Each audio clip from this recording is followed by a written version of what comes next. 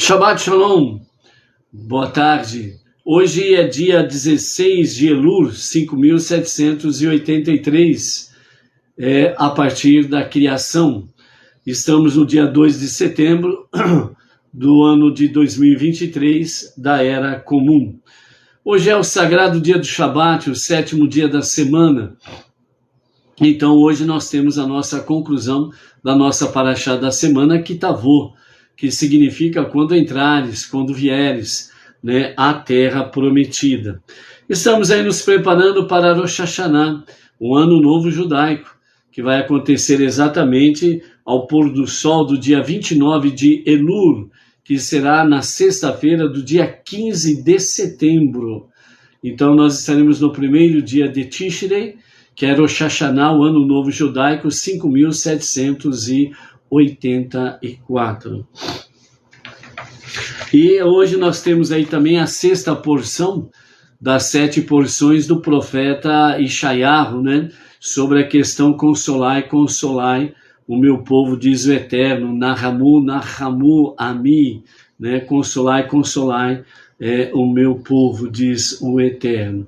Então, hoje nós estamos no capítulo 29 de Deuteronômio, a partir do versículo 1 até o versículo 8, é a nossa conclusão da nossa paraxá da semana. A Havidalah, a separação do sétimo dia para os 6 dias comuns, se dará exatamente às 18 horas e 30 minutos, que nós estaremos aí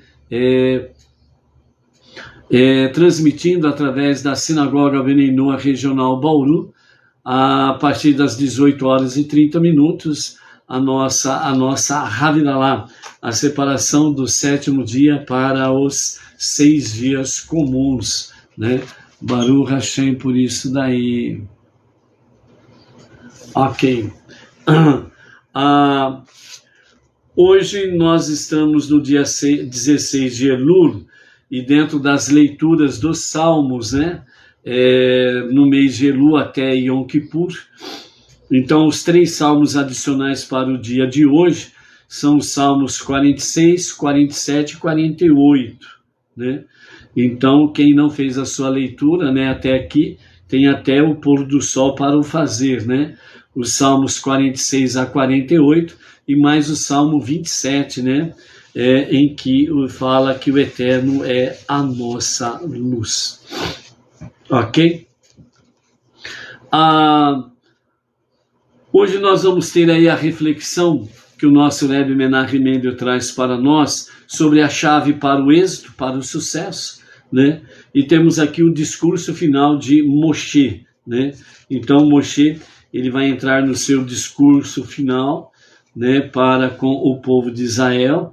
Ele vai ter continuidade na próxima paraxá, né, Nitzavim, né, que vamos ter aí a partir de amanhã.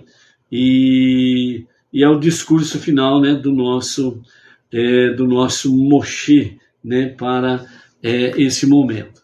Então, vamos mandar o nosso Shabbat Shalom para as seguintes pessoas, né, que nós temos aqui: a Adriana Neres, o Luiz Miguel, o Genivaldo Rodrigues de Teresina, Piauí, o Claudemir Messias de Goiânia, Goiás, a Neide Vilas Boas da Silveira Inácio, né, de Mauá, Grande São Paulo, Valda Santos de Sergipe, o Cláudio do Jardim Botânico lá do Distrito Federal, Brasília, a Eunice Loretti, Rio de Janeiro, o Johnny Santana de Campinas, São Paulo, a Quitéria Freire, a Maria Lúcia Monteiro de Fortaleza, Ceará, Lilian Denarelli de Caraguatatuba, né? Litoral São Paulo, Mavanier Félix dos Santos, o Márcio Henrice, né? De Campos dos Goitacazes, Rio de Janeiro, o Adilson César Linzel, e Alan Patrick, da cidade de Sinop, Mato Grosso, né? A ele e toda a família aí, né? E todos os demais, o nosso Shalom, Shalom, e o nosso Shabbat Shalom aí, né? Temos aí Edilene Minorello, né, com o marido Claudemir, aqui de Bauru, da nossa sinagoga Benenoa. Temos aí a Gesilene Gonçalves, né, que também está por aí, Baruch Hashem aí. O discurso final de Moshe, ele começa assim, no capítulo 29, do verso 1 ao 8, né? Moshe chamou todo Israel e disse a eles: vocês viram tudo que Deus fez diante de seus olhos na terra do Egito, ao faraó, a todos os seus servos e a toda a sua terra. Os grandes testes de fé que seus olhos viram e aqueles grandes sinais do envolvimento direto de Deus e as pragas extraordinárias. Até este dia, Deus ainda não havia dado a vocês um coração que reconhecesse a sua verdadeira bondade, olhos para vê-la ou ouvidos para escutá-la. Eu conduzi vocês pelo deserto por 40 anos, mas suas vestes não se estragaram sobre vocês com o uso, nem os seus sapatos, né, rasgaram por terem sido usados em seus pés. Vocês não comeram pão e nem beberam vinho novo ou velho, a fim de que vocês reconhecessem que eu sou Deus, o seu Deus, diz o Eterno. Quando vocês chegaram neste lugar, Sihon, o rei de Heshbon, e Og, o rei de Bashan, vieram guerrear contra nós, e nós os aniquilamos. Nós tomamos suas terras e as demos como herança às tribos de Reuven e Gade e à meia tribo de Menashe. Como vocês testemunharam a grandeza de Deus, guardem as palavras deste pacto e as observem, para que tenham sucesso em tudo que fizerem.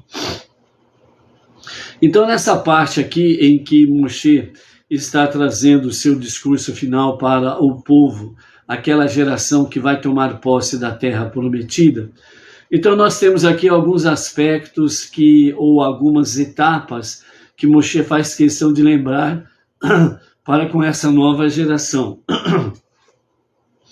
Primeiramente, né, o versos 1 e 2, ele fala sobre tudo aquilo que aconteceu no Egito, na terra do Egito. Todos os milagres que aconteceram, o que aconteceu ao Paró, ao povo egípcio, à terra do Egito. Então ele faz essa recordação dos grandes sinais que ali aconteceram, realmente mostrando os grandes testes de fé. Depois do verso 3 ao verso 5, nós temos aí em que Moshe, ele fala até este dia, no sentido de que não havia ainda um coração naquela nova geração e com aquele povo que, com exceção dos 600 mil homens, a contar a partir de 20 anos de idade até 60 anos de idade, que saiu do Egito. Então, até aquele momento, eles ainda não haviam realmente conquistado um coração sábio, um coração que reconhecesse a verdadeira bondade do Eterno, né? Eles não tiveram ainda o recebimento de uma forma nítida e clara, né? Olhos para ver e ouvidos para escutar tudo aquilo que aconteceu nestes 40 anos, né? Então não houve uma compreensão completa até aquele momento, né? Eles foram conduzidos, né, pelo deserto, as vestes não se gastaram, os sapatos não se desgastaram, né? Foram preservados em todas as questões, bem como também eles não comeram pão nem beberam vinho, novo ou velho, a fim de que reconhecessem que o Eterno é o seu Deus, né? Ou seja, o pão não era velho nem novo, era um pão constante. O vinho não era velho nem novo, era um vinho constante. Então essa foi outra etapa que Moshe faz questão de lembrar ao povo que vai entrar na terra prometida. Depois do verso 6 ao verso 8, nós temos aí, quando vocês chegaram neste lugar, então nós temos primeiramente a primeira etapa, a questão do Egito, o local da saída para a libertação. O segundo ponto foi este dia, o momento que eles estavam ouvindo o discurso final de Moshe. e sendo recordado tudo que aconteceu nos 40 anos. E a terceira etapa neste lugar, neste ponto, que era o que? Exatamente a porta da terra prometida, né? Então aí, nesse momento, ele relembra realmente ao povo sobre os gigantes, né? Sihon e Og, que saíram numa guerra contra o povo judeu e eles foram aniquilados, foram vencidos.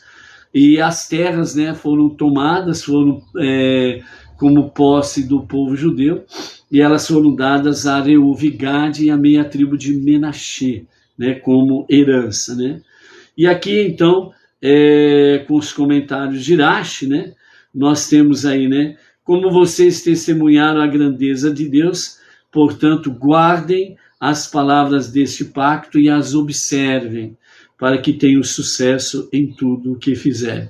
Ou seja, Moshe vem trazendo através dessas 3 etapas, né, sendo que as 2 primeiras ele faz com que o povo recorde as coisas maravilhosas que Deus operou no meio deles. Na terceira etapa, Moshe, além de lembrar da questão da vitória sobre os gigantes, né, ele conclui aqui dizendo para o povo, ó, guardem as palavras deste pacto para que vocês tenham sucesso em tudo. Ou seja, a chave do sucesso do povo judeu é guardar, de fato, as palavras da Torá. A chave para o nosso sucesso em todas as questões da nossa vida está exatamente em guardarmos a Torá, as 7 leis de Noé e as suas ramificações. É aí que está o segredo do sucesso. Com a questão de a segunda etapa, onde Moshe diz assim, esse dia, Rashi ele comenta da seguinte forma, nenhuma pessoa pode apreciar a profundidade da mente do seu professor, ou a profundidade de seus ensinamentos antes de 40 anos. Assim, onipresente, o Todo-Poderoso, não foi escrito com vocês até esse dia, né? Não foi escrito, né? Melhor dizendo, com vocês até esse dia. Mas de agora em diante, ele será rigoroso com vocês. Portanto, guardem as palavras deste pacto para que vocês possam obter sucesso. Certo? Então, este dia é um dia de divisor de águas que Moshe estava dizendo. Ó, até aqui, até esse dia, Deus ele tratou com vocês de uma forma X, e muito benevolente, muito misericordioso. Vocês não tiveram que trabalhar para sustentar, para se sustentar. Deus providenciou todas as coisas para que vocês pudessem chegar neste dia, neste lugar. Nesse dia, ou esse dia, exatamente, um momento decisivo.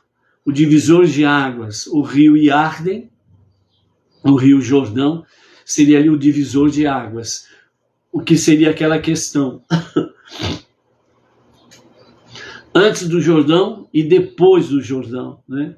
Então a história antes do Jordão e a história depois do Jordão. Então neste lugar está representando exatamente o que? A visão da terra prometida e a posse para a terra prometida. Nesse aspecto, Moshe está trazendo um alerta para o povo que a partir deste momento Deus será mais rigoroso com vocês. Ele vai exigir mais de vocês. Então, por isso, uma das características dos 10 espiões que falaram mal da terra foi exatamente que não chegasse esse momento.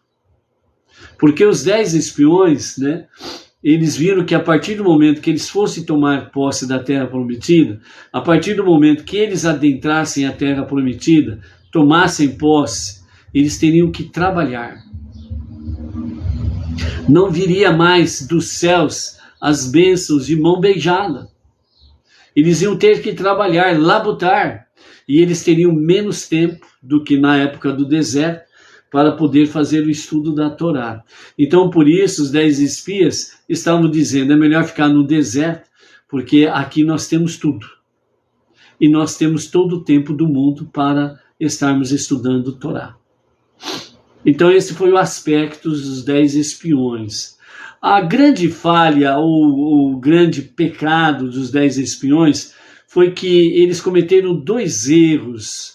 Primeiro, eles blasfemaram contra a terra, e o segundo foi que eles disseram que Deus era impotente para lhes conceder a terra e vencer aqueles povos, pois havia ali gigantes. Então esses 2 erros clássicos dos 10 espiões foi que culminou realmente com a morte dos 10 espiões, né? E isso trouxe aquela grande lamúria, né? Para com o povo, e então o povo ficou com a punição dos 40 anos no deserto. Agora aqui Moshe está dizendo, a saída vossa do Egito, este dia que vocês estão aqui, nesse momento, no divisor de águas, e neste lugar em que vocês estão contemplando a terra prometida, e vocês vão ter que passar o Jordão e tomar posse da terra prometida. Não tem mais volta. E a chave para o sucesso que vocês terão na terra prometida, a chave para o sucesso é exatamente guardar as palavras deste pacto. E aí, nesse sentido, Rashi ele vem trazendo uma explanação sobre nenhuma pessoa pode apreciar a profundidade da mente do seu professor ou a profundidade dos seus ensinamentos antes de 40 anos. Né? Aqui nos abre de uma certa forma, né, um certo leque para comentarmos. Né? O Benei Noach, vamos dizer, os Benei Noach que estão desde 2012 com Rav Yaakov Gerenstad, a liderança Benei Noach Brasil, né? 2012 para 2023, nós temos aí cerca de 11 anos, ok? Então, quem já começou desde 2012 com Rav Yaakov Gerenstad, tem 11 anos, e aqui Rashi ele fala que o aluno, o bom aluno, ele só vai aprender corretamente com 40 anos. Então, o Benei Noach que está há 11 anos, por exemplo, né, ele precisa estudar e muito, porque o rabino, ele já entra na yeshiva, ele geralmente entra como uma criança, um menino, nos primeiros anos escolares, até se formar ao rabinato. E isso são longos anos, não é da noite para o dia, não são 2, 3, 4 anos, são longos anos de estudos, realmente de estudos, onde realmente, quando saem da yeshiva, da escola de formação de rabinos, realmente saem com uma grande sabedoria, com grande conhecimento de todos os aspectos judaicos da fé. Ou seja no Talmud, seja na Torá escrita, na Torá oral, seja na Mishnah, na Kabbalah, e por aí afora vai. E agora o Benei Noach, ele entra no movimento, o não-judeu entra no movimento Benei Noach, mal começou a gatinhar, ele já quer dar uma despertão e já quer virar universitário, sem passar pelos primeiros anos da escola. Uma pessoa que começa a trilhar os caminhos de Benei Noach, né, e ele já chega e já fala assim, eu quero saber Kabbalah, eu quero conhecer os mistérios da Mishnah, eu quero conhecer profundamente o Talmud. Ele nem sabe ainda o alfabeto hebraico, ele nem sabe ainda que o alfabeto hebraico não tem vogais, só tem consoantes. E como entender isso? Como ler uma palavra hebraica que não tem vogais e só tem consoantes? Como ler isso? Como entender isso? Nem sabe o alfabeto hebraico, quer saber Kabbalah, Mishnah, Talmud e etc. e tal. Ainda não aprendeu o Beabá, já quer saber as coisas de nível universitário, ou pós-graduação, ou PhD, né, em Torá. Entendeu? Então, é por isso que os nossos mestres nos falam que nós precisamos progredir compassadamente, passo a passo, no nosso compasso. Não podemos dar uma um passo maior do que nossas pernas. Veja ainda o que Rashi comenta sobre esse aspecto, para você compreender o que estamos falando. Então Rashi diz assim: quando o aluno aprende a Torá de seu professor, ele está sendo educado em 2 níveis. Primeiro nível, ele aprende ensinamentos específicos, que são leis, tópicos e as passagens da Torá. Segundo nível, ele aprende como pensar, como conceituar e analisar um assunto. As pessoas ainda, os Beneinor, né, ainda nem sabem direito o que é ser Beneinor. Ainda nem decorou, por assim dizer, ainda nem decorou as 7 leis de Noah, os 7 preceitos de Noah, ou, como diz o Código Divino para a humanidade, as 7 condutas, ética, moral e espiritualmente falando, para as nações, para o não-judeu. Faça uma análise aí e fale as 7 leis de Noah, os 7 conceitos de Noah. Você está lembrando? Aí é que está o detalhe. E as 66 ramificações, já sabe? Decor salteado, de frente para trás, de trás para frente. Você já sabe as 7 leis de Noah e as suas ramificações dentro de um quarto escuro? Que significa sem papel nenhum, e você vai falar sobre as 7 condutas do Código Divino para a humanidade e as 66 ramificações. Nós não sabemos ainda isso decore salteado, e as pessoas já querem saber Kabbalah, Mishnah, Talmud, patati, patatá, entendeu?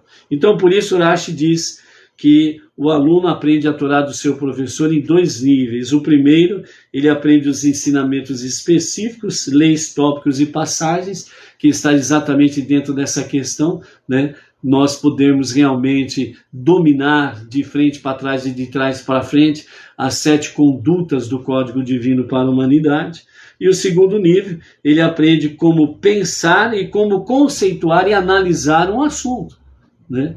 Então as pessoas, elas querem aprender Kabbalah. A hora que lê um texto da Kabbalah, como que ele vai pensar, conceituar e analisar aquele texto, se ele não sabe o primeiro nível? E aí acaba falando o que não entende, acaba falando o que não é verdade, se confunde todo e confunde os outros. Então por isso, novamente falamos, né? É importante nós sabemos o que estamos aprendendo, de quem estamos aprendendo. Por isso, o movimento Beneinor Brasil, ele tem a liderança do Rav Yaakov Gerenstad, a nossa liderança. O tempo que leva um aluno para compreender totalmente os ensinamentos específicos varia significativamente de pessoa para pessoa, dependendo da aptidão individual de cada um.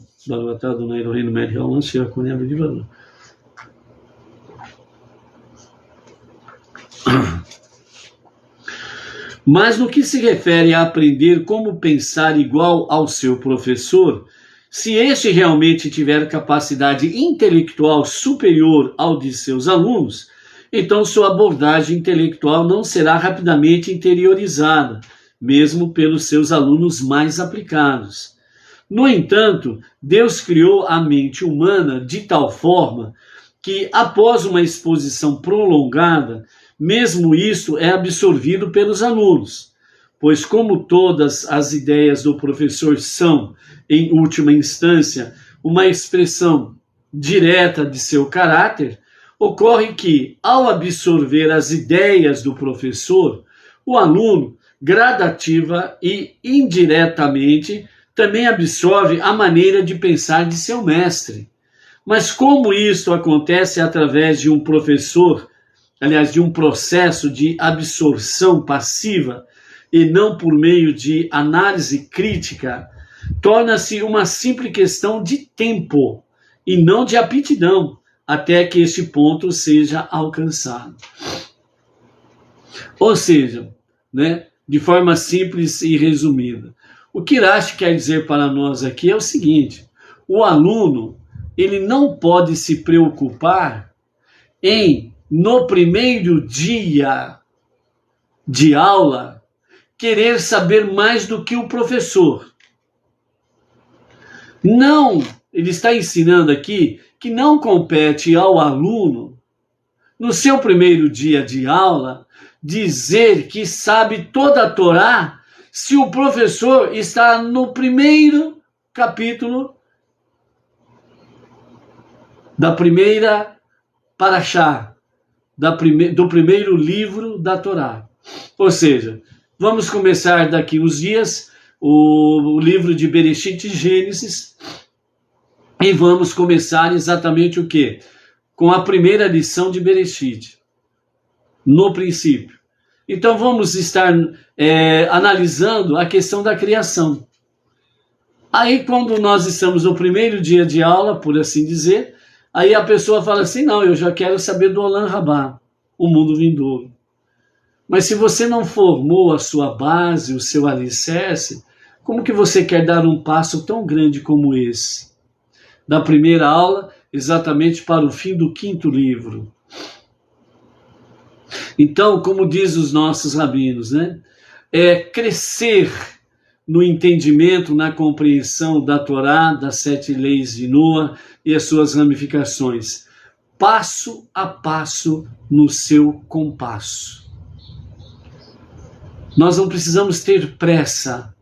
A pressa que nos compete é obedecermos às mitzvot, os mandamentos de Hashem.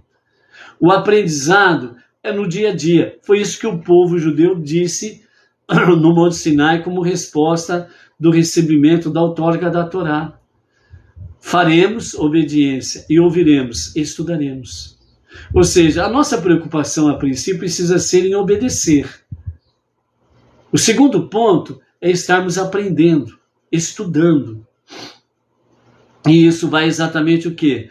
Aula por aula, momento a momento, passo a passo. Ok? É isso que fala aqui Irache nesse sentido, né? Um outro aspecto que nós temos aqui: assim, nenhuma pessoa pode apreciar a profundidade da mente de seu professor ou a profundidade de seus ensinamentos antes de 40 anos. Ou seja, o que Irache está comentando aqui, que na realidade nós temos 40 anos para aprendermos o que o nosso professor, o que o nosso mestre está ensinando. Não é uma questão de ser tartaruga, não é uma questão de ser, entre aspas, moleza, mas é uma questão de você poder entrar realmente, como diz o outro, né, de corpo e alma, mas sabendo o que você vai fazer, sabendo o que você está fazendo e sabendo o que você está aprendendo no seu passo a passo, entendeu? Então é isso que Irache quer dizer para nós aqui. Então por isso,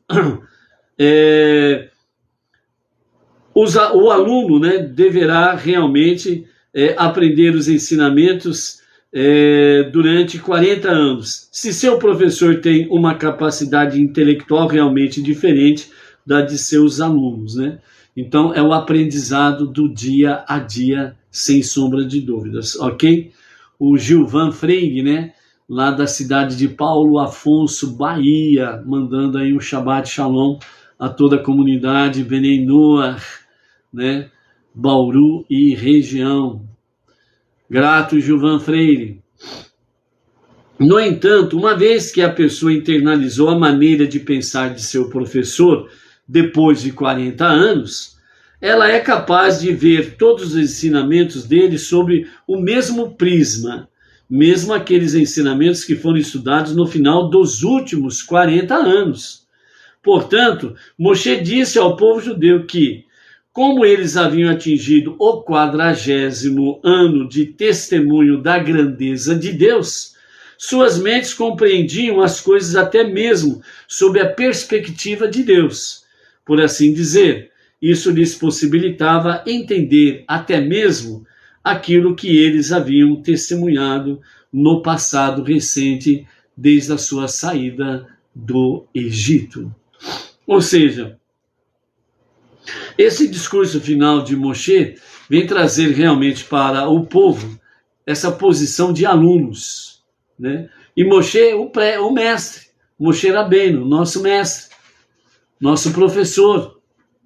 Como nós temos aí de fato, né, o nosso Rebbe Menachem Mendel, o nosso mestre, o nosso professor, desde 1950 até a presente data, né, onde temos aí grandes, profundos ensinamentos, né? Quem está desde 1950 aprendendo os ensinamentos do nosso Rebbe, que são em consonância com Moshe e toda a Torá, então ele está compreendendo essa dinâmica, sem sombra de dúvidas, questão professor e aluno. E os Benenor, que estão desde 2012, e aqueles que estão vindo no dia a dia, ano a ano, até a presente data, né, nós temos aí esse espaço para podermos compreender melhor o significado daquilo que Deus tem para nós no nosso dia a dia. A nossa Parashá Kitavô, um dos pontos que marca, né, realmente a nossa Parashá, é a questão de bênçãos e maldições, maldições e bênçãos. Então, para nós finalizarmos aqui a nossa Parashá Kitavô, então nós vamos falar sobre bênçãos e maldições, e em seguida o nosso Rebbe falando sobre a chave do sucesso. Então, primeiramente, sobre a questão de bênçãos e maldições, né, dentro desse aspecto todo aqui, da nossa Parashá Kitavô, né? Os nossos mestres falam realmente, né, as grandes aflições que o nosso irmão, o povo judeu, passou através dos milênios até a presente data, e fala que realmente, como foi perguntado uma certa feita para o nosso Rebbe Menachem Mendel, o que ele explicaria, onde estava Deus durante o Holocausto, por exemplo, né? E, né, com uma, vamos dizer, uma tradução livre ou uma interpretação livre da nossa parte, né, o que ele disse, né, não foram exatamente com essas palavras, mas o que o Rebbe quis dizer, respondeu, o que ele quis dizer foi o seguinte: Deus que sabe o que aconteceu, o porquê aconteceu, e é ele que vai explicar no tempo certo. O Rebbe diz: eu não estou aqui para explicar isso. Né, o Rebbe, ele estava ali para restaurar a casa de Israel. Ele estava ali para restaurar o povo de Israel. Por isso, na sua liderança, né, voltou a alegria de todo judeu de realmente praticar o judaísmo, de estudar a Torá, e isso foi vivificado de uma forma muito patente e muito sublime na liderança do nosso Rebbe Menachem Mendel. Então, os nossos mestres falam que essas explicações que ainda não estão claras, será nos dias de Mashiach, na redenção final, que virá o entendimento, a compreensão para isto. Então, por isso, o povo judeu em si, né, não está preocupado exatamente com essa questão agora, porque sabe que nos dias da redenção final, com Mashiach, realmente todas as perguntas sem respostas serão devidamente esclarecidas, né? Então, realmente, nos dias de Mashiach, será feito os devidos esclarecimentos ao povo judeu, o porquê das tragédias que se abateram sobre eles.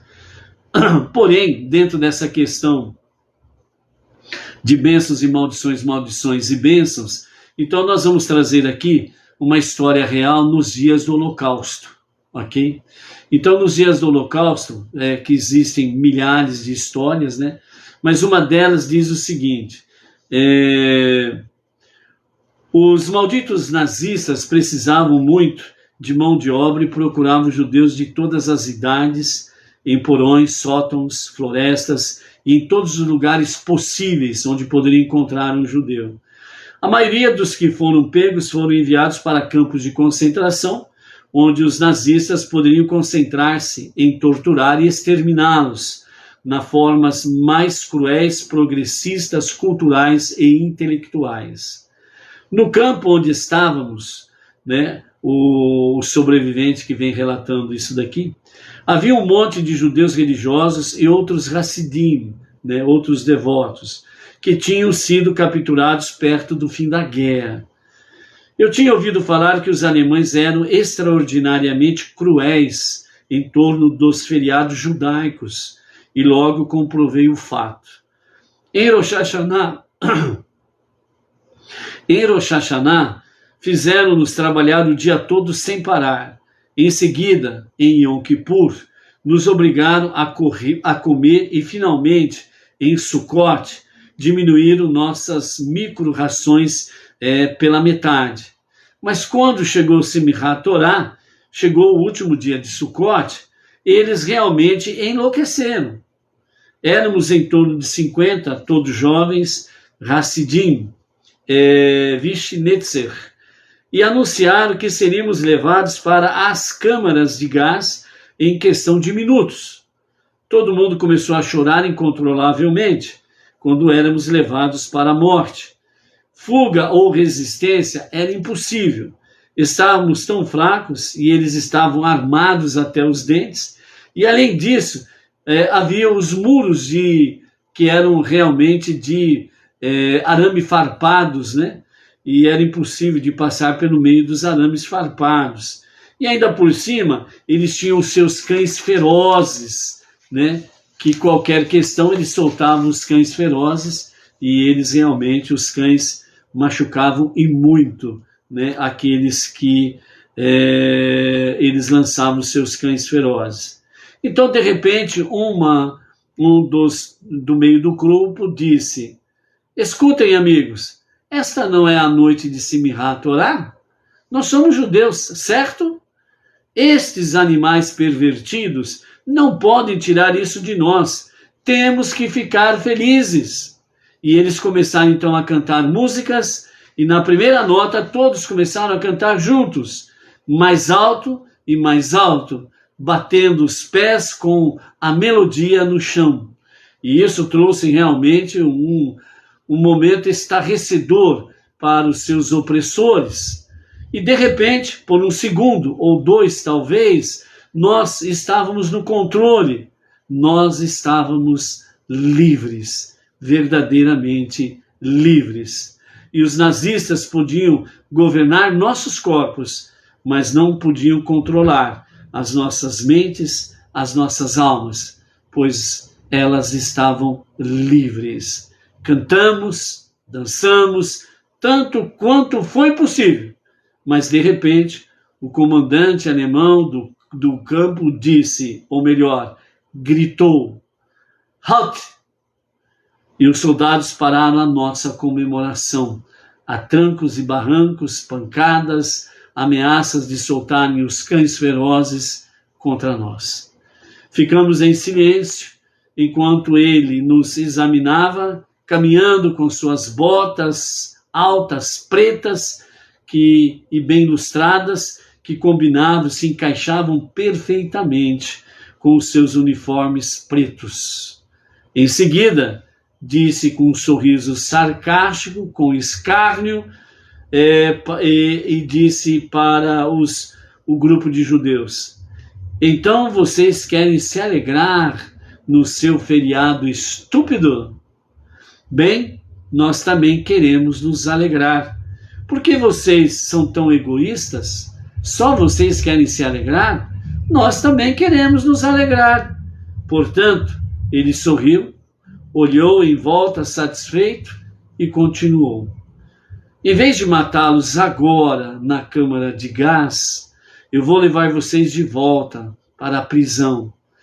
Amanhã de manhã, por volta das 5 da manhã, vou acordar todo o campo e todo mundo vai ser forçado a assistir como vocês ficam felizes, sendo lentamente torturados até a morte, um de cada vez. Vamos ver como vocês se alegram, judeus. E então ele deu uma ordem aos gritos, e então o grupo foi levado de volta para a prisão, e lá foram trancafiados em uma porta de ferro espessa, que bateu ameaçadoramente atrás do grupo. Mas Deus tinha outros planos. Parece que algumas horas mais tarde, por volta da meia-noite, veio uma ordem urgente do alto comando que o nosso acampamento tinha que fornecer 1.000 trabalhadores para outro local. Uma unidade especial foi enviada para escolher e reunir os trabalhadores. Depois de algumas horas de buscas, eles conseguiram apenas 950 trabalhadores. Eles precisavam de 1.000, faltavam 50. Então, depois de algumas horas, alguém comentou que se lembrava de ver 50 jovens animados sendo levados para a prisão, cantando, sorrindo, vibrante. E então, às 2 horas da madrugada, a porta de metal se abriu, fomos arrastados de nossa prisão, arrebanhados em caminhões e enviados para longe, para o trabalho forçado.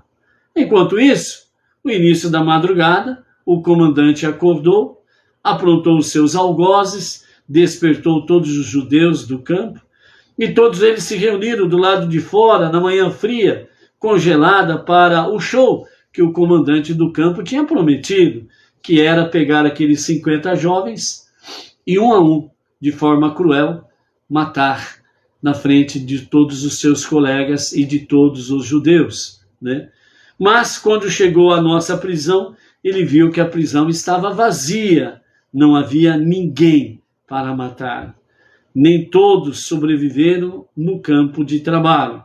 Mas uma coisa é certa, se não fosse por nossa alegria naquela noite, eu certamente não estaria aqui para contar essa história. Todos nós teríamos sido assassinados. Isto responde às nossas perguntas. O estado natural do ser humano, especialmente o judeu, o seu estado natural é a alegria. E a sentimos em seu clímax ao perceber a verdade, a de que Deus está nos criando a cada instante momentos, oportunidades para sermos felizes. Mas quando temos dúvidas sobre o nosso objetivo, então não podemos ficar felizes. É isso que a Torá está nos falando ao descrever as maldições. Quando esquecemos a alegria, Deus pode nos mandar dificuldades de modo a nos forçar a acordar e a revelar a nossa verdadeira identidade. Porque Deus criou você, criou cada um de nós para sermos felizes e não para sermos tristes, derrotados ou qualquer coisa semelhante. Então, respondendo às nossas perguntas, por que as adversidades vêm e muitas vezes vêm muito dolorida? Porque nós não observamos a nossa missão fundamental: transformar este mundo para ser a moradia de Deus. Deus nos chama para ser seus sócios, para que esse mundo seja a moradia de Deus e nós possamos habitar aqui, nesse mundo transformado, a começar nos dias de Mashiach, a redenção final, a preparação final para o Olam Rabá, o mundo vindouro, conhecido como a vida eterna, para estarmos eternamente na presença divina. Quando nós perdemos o foco, então nós ficamos tristes. E nós olhamos para as adversidades como inimigas. Olhamos para os testes e as provas como se Deus se esqueceu de mim. E na realidade, por trás de cada maldição, entre aspas, há uma grande bênção que nós precisamos visualizar, buscar, alcançar, conquistar e ter sucesso com ela. E por isso, para aqueles 50 jovens, Simchat Torah, a alegria da Torá é a chave para o nosso sucesso. Guardando os seus preceitos, guardando a alegria da Torá, então certamente nós estamos no caminho certo e Deus nos cerca das suas bênçãos. E por isso o nosso Rebbe Menahem Mendel, ele nos fala sobre essa questão, a chave do sucesso. Por isso, vocês devem permanecer fiéis ao seu pacto com Deus, para ter êxito em tudo o que fizerem. A palavra hebraica para êxito é tasquilo. Tasquilo também significa compreender. Além de ter a palavra tasquilo, além de ter a questão de êxito, né? O significado de êxito, também ela pode ser entendida como compreender. Então, tasquilo é tanto êxito como compreender. Assim, esse versículo implica que, ao cumprir os mandamentos de Deus, ou seja, compreenderemos tudo o que devemos fazer. Então, quando nós cumprimos o mandamento de Deus, fazemos a vontade de Deus, então Deus nos dá entendimento para compreendermos tudo o que devemos fazer. Há muitos aspectos na vida com os quais nos debatemos para determinar qual é a maneira de proceder mais positiva possível, né, do ponto de vista espiritual. Ao vivermos em consonância com as instruções da Torá, nos tornamos sensíveis à vontade divina, à sensibilidade espiritual. Nós não podemos perder a sensibilidade espiritual. Se nós perdemos a sensibilidade espiritual, nós ficamos vendo apenas a maldição e não a bênção. Ficamos prisioneiros da maldição, ficamos prisioneiros do mal, ficamos prisioneiros do negativo. E aí, abismo abaixo. Entendeu?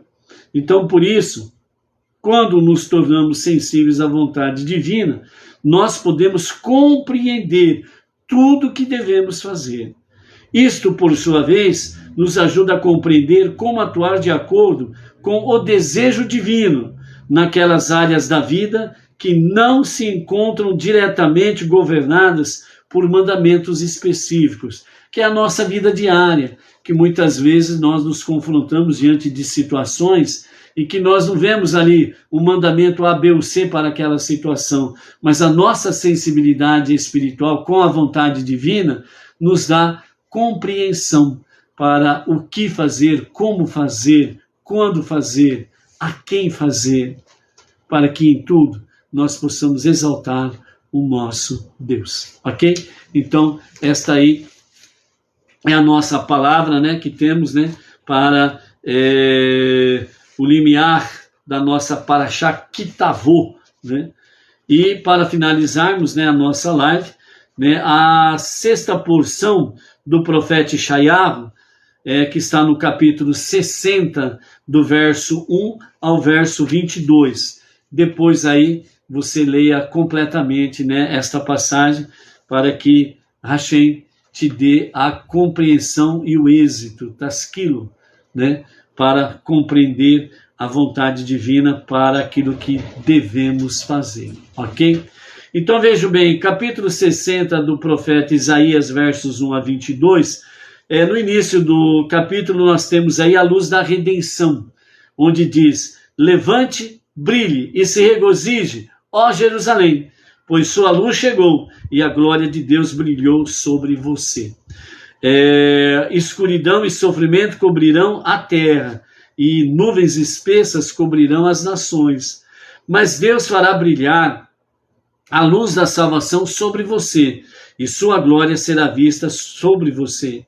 Nações seguirão sua luz, que guia, e reis, seu brilho iluminado, né?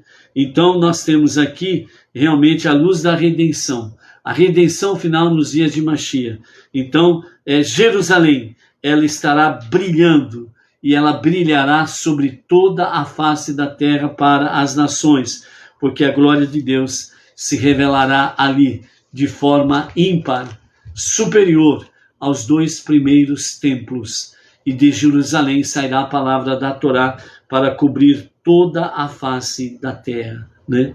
Temos aí também, né, os versos 8 até o verso 12, né, a reunião dos exilados, né? Quem são estes?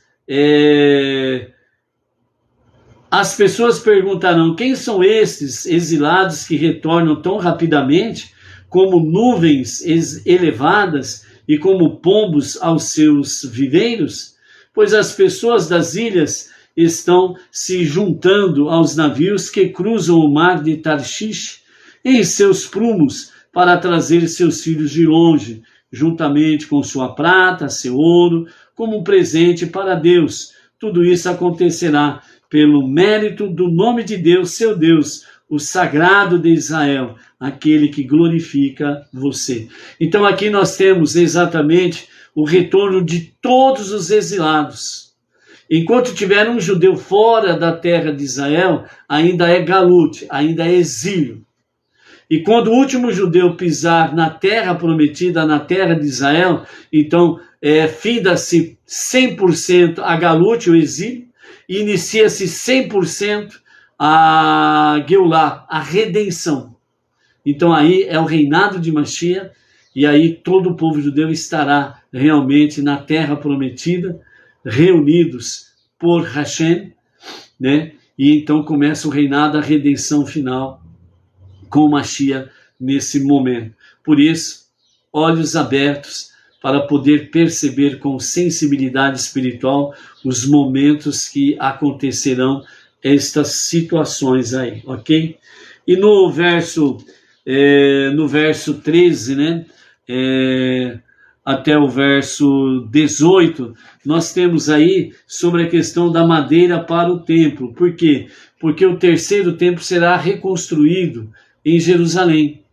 E o terceiro templo ele será, nas suas dimensões, né, milimétricas ou de metragem, será maior do que os dois primeiros templos. Então o terceiro templo ele será maior nas suas dimensões.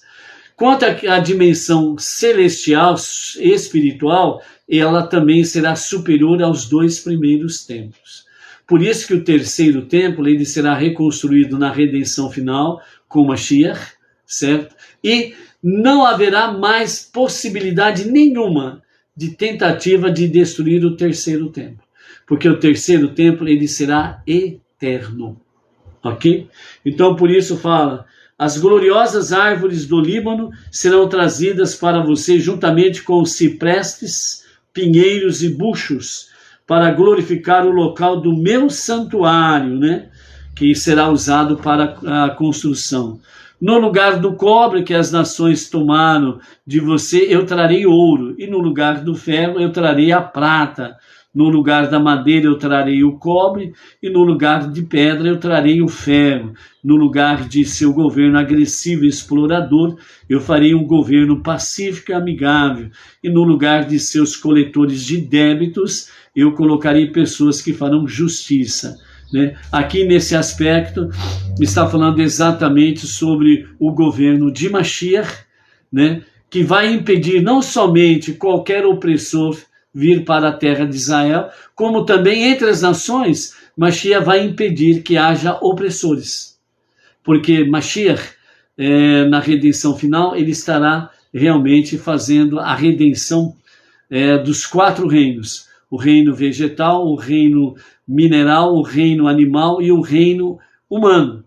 Então é onde que fala ali a profecia, né? Que o leão vai apacentar, né, vai pastar, melhor dizendo, junto com a ovelha, né, o lobo vai estar junto com o carneiro, vice-versa, né, os instrumentos de guerra serão transformados em instrumentos agrícolas, os pais não se levantarão mais contra os filhos, nem os filhos contra os pais, porque os seus corações se convergirão um ao outro, né? A criança vai brincar com a serpente, nada lhe acontecerá, e etc, etc, etc. Ou seja, o mal será totalmente erradicado. Por isso que você está vendo nos dias atuais, né, o mal berrando desesperadamente, né? Ou seja, as pessoas que estão praticando o mal, a maldade, a corrupção, estão tão desesperados porque sabem que os seus momentos são momentos finais, então não estão nem aí, estão fazendo as coisas às vistas, às claras, na cara dura. Então você precisa ver isso daí, enxergar isso daí como sinal que a sua redenção, a nossa redenção, a redenção do povo judeu, a redenção de Israel e a redenção das nações está exatamente aí, às portas. E vai acontecer a qualquer momento, e a qualquer momento mesmo, com a revelação do justo Mashiach. Então não olhe para esses gritos desesperados dos corruptos, dos perversos e companhia, dos iníquos e companhia limitada, porque eles sabem que são os seus últimos momentos, são os últimos segundos, e eles não existirão mais. O seu lugar não se achará mais. Então veja isso como um sinal que Mashiach está a qualquer momento se revelando para a redenção final. Amém, vem amém. Não mais se escutará sobre corrupção, aí capítulo 60, verso 18. Né? Não mais se escutará sobre corrupção em sua terra, nem sobre roubos e ruínas em suas fronteiras. Você chamará suas muralhas de salvação de Deus e seus portões glória de Deus. Então nesse verso 18 aqui nós vemos, não escutará mais sobre corrupção em Israel, em Jerusalém. Isso significa que nos dias atuais existe sim corrupção, existe sim o mal em muitos aspectos ali, não desenfreado como estão nas nações. Mas existe alguma coisa nesse sentido? Existe. Por quê? Porque o povo de Israel, a terra de Israel, está precisando da redenção com Mashiach. Não está tudo bonitinho, lindo, maravilhoso lá. Entendeu? Então precisa da redenção, né? Israel e o povo de Israel. Então por isso não se escutará mais corrupção na sua terra. Terra de Israel, Jerusalém. É de Jerusalém que partirá toda a santidade e toda a redenção e toda a retificação, né, para as nações. É a partir de Israel. A casa de Israel é a primeira a ser colocada em dia, em ordem. E de Mashiach fará isso. O rei, ele vai colocar a sua casa em ordem. Aí colocou a sua casa em ordem, aí vai se estender para as nações. Por quê? Porque não haverá mais governantes. Mashiach será o rei sobre toda a terra. E então ele estará estendendo o seu reino de justiça para todas as nações. Outra coisa que nós vemos aqui, né? Não haverá nem roubos e ruínas em suas fronteiras. Você chamará as suas muralhas de salvação de Deus. O que significa as muralhas aqui nesse aspecto da profecia? A Torá. A Torá será a tua salvação, a salvação de Deus. E depois diz, e seus portões. O que significa os portões? As mitzvot, os mandamentos divinos serão seus portões. A glória de Deus se revelará em Israel, em Jerusalém, nestes momentos. Ok?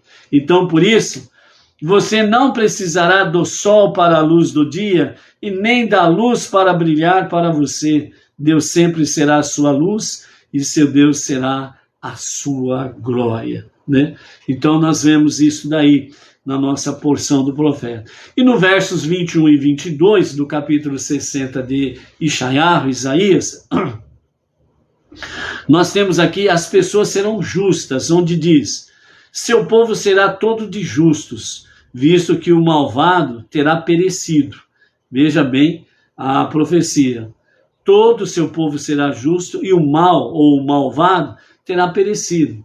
Ou seja, o mal não existirá mais. Ponto final. Eles herdarão a terra para sempre, jamais serão exilados novamente. Eles são os brotos que eu plantei, o trabalho de minhas mãos, da qual me orgulho.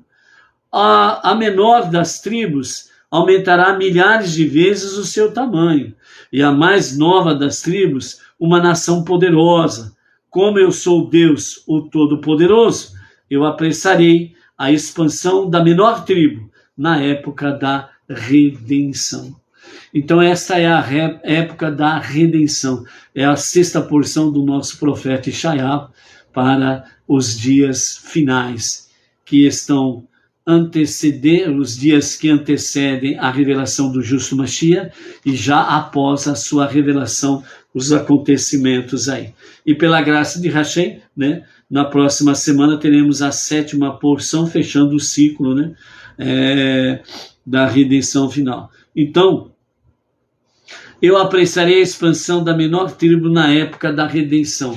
A época da redenção significa a época de Mashiach.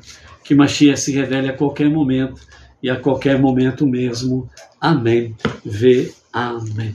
Ok? Baruch Hashem. Então, só para recordar, às 18h30, diretamente da Sinagoga Benei Noach, regional Bauru, para o Brasil e para as nações, diretamente da cidade Sem Limites, Bauru, né? Pela graça de Hashem, né? Aos poucos vamos compreendendo a dimensão de Deus, né? Para com a simplicidade da nossa sinagoga Benei Noach regional Bauru. Não é à toa que nós estamos na cidade que é chamada Sem Limites. Então, de Bauru para o Brasil e para as nações, da cidade Sem Limites para todos os povos, estaremos transmitindo às 18h30 a Havdalah, a separação do 7º dia para os 6 dias comuns. Que Hashem seja cada dia mais exaltado, honrado e glorificado e adorado como deve ser no nosso dia a dia. Shalom, Shabbat Tov, uma ótima semana, uma semana de muitas bênçãos, aceitando os desafios, mas sabendo de uma coisa, que a vitória já está garantida. Não se deixe dominar pela maldição, ou pelas provas, ou testes, ou por aquilo que aparentemente parece uma punição. Olhe o que está por detrás, ou seja, olhe para as bênçãos que Deus tem para a sua vida, para a sua família, para a sua comunidade, aonde você estiver, e para os seus negócios também. Shalom, shalom, até mais.